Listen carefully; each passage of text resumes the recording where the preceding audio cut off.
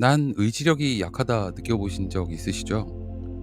항상 연초에는 뭔가 계획해서 결심하고 그 일을 잘 해내기 위한 다짐을 하지만 불과 얼마 안 가서 실패하고는 스스로 자책하는 일, 저도 자주 반복하고는 했었습니다.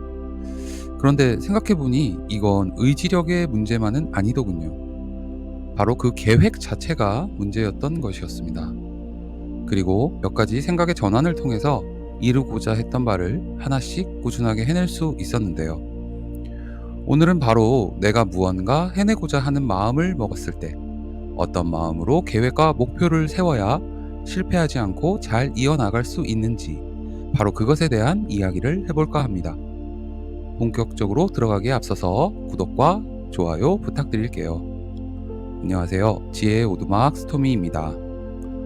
보통 계획을 세울 때 우린 의지력에 기반하여 시간을 쪼개고 무리하게 목표를 정합니다. 마치 지금 마음에는 다 해낼 수 있을 것 같다는 생각에 스스로 다짐과 결심을 하죠. 네, 그렇습니다. 바로 이 상태가 목표 달성을 방해하는 가장 큰 주범입니다. 그럼 어떤 부분을 고려해야 할까요? 첫 번째, 바로 바이오 리듬입니다. 우린 보통 시간을 쪼개서 무슨 일을 하겠다 결심하지만 시간의 분배보다 더 중요한 것이 있습니다. 바로 나의 바이오 리듬. 체력으로만 치부하기 힘든 지성, 감성까지 모두 포함한 나의 상태를 다 감안해야 합니다. 막상 시간을 정하고 그때 무엇을 하겠다고 계획하지만 사실 그 순간이 다가오면 체력 저하나 정신이 몽롱하거나 머리가 잘 안 돌 때, 이럴 때 느끼시죠? 뭔가 이성적으로 두뇌 회전이 잘 되는 하루의 시점이 있습니다. 보편적으로는 아침 기상 후 30분 정도 지난 후가 되겠네요. 체력 역시도 보통은 오전이 좋긴 하지만 사람에 따라 하루 일과를 마친 저녁 시간을 좋아하시는 분도 있죠. 감성적인 면은 저녁이나 밤이 가장 충만해질 때가 많습니다. 이러한 나의 하루 바이오 리듬을 잘 살펴보는 것을 최우선으로 고려해야 합니다. 단순히 시간만 배분한다고 해서 되는 문제가 아니죠. 나의 하루를 잘 고려하고 나아가 계절적 영향도 고려해서 계획에 반영하는 것이 유지하는 데 있어서 성공률이 가장 좋습니다. 두 번째, 목표의 본질입니다. 내가 이루고자 하는 목표가 내가 해야만 하는 것, 평상시에 좋아하는 것은 아닌데 가지고 싶기는 한 것, 이런 것에 보통 집중할 때가 많습니다. 이는 공부나 독서, 운동 같은 것들이 주를 이루겠죠. 이렇게 분배하면 실패하기 쉽습니다. 보통 둘에서 세 개 정도의 목표만 잡는 것이 좋죠. 그리고 가령 세 개의 목표라면 하나는 내가 좋아하는 일인데 인생에 플러스가 되는 것. 그 다음은 나에게 있어서 호불호는 잘 모르겠는데 그래도 인생에 플러스가 될 것 같은 것. 마지막으로는 싫어하는 일인데 플러스가 되는 것. 이것은 여러 의미를 가집니다. 좋아하고 필요한 일은 물론 최상의 목표 항목이죠. 그 자체로 하는 것이 참 행복합니다. 호불호는 없지만 해볼 필요가 있는 것은 새로운 영역으로의 도전입니다. 이는 나의 호불호 여부를 판단하는 사고의 확장을 시도해보는 것이죠. 싫어하는 일이지만 필요한 일은 나의 선입견을 깨는데 도전하는 것입니다.